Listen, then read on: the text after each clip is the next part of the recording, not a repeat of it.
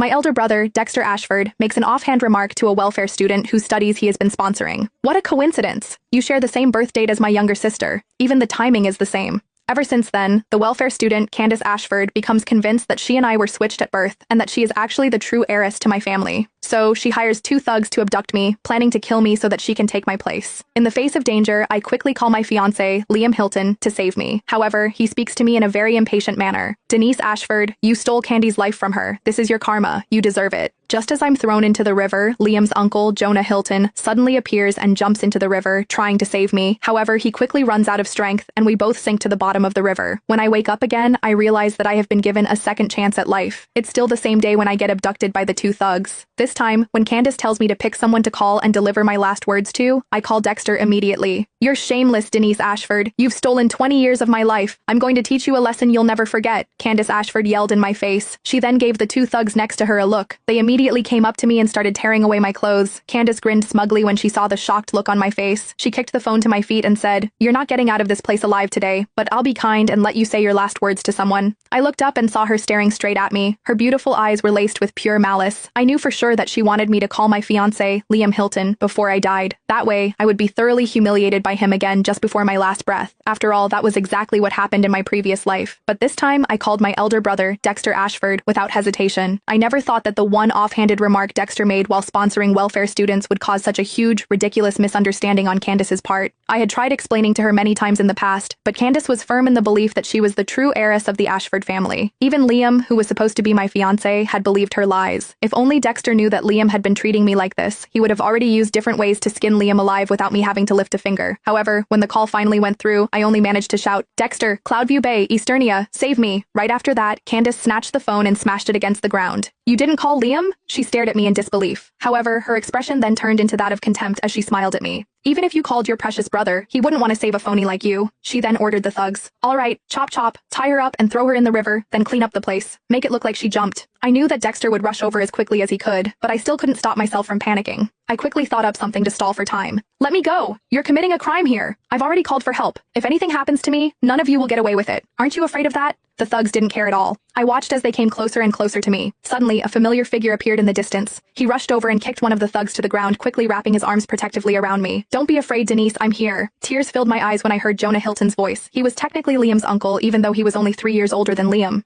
I never really interacted with him much. However, he still protected me in my past life, just like what he was doing now. When I'd been shoved into the river, he also kept his arms tightly wound around me, trying his best to bring me to shore. Unfortunately, we ended up drowning instead. Since I had been miraculously given another chance at life, I decided that I was going to protect Jonah this time.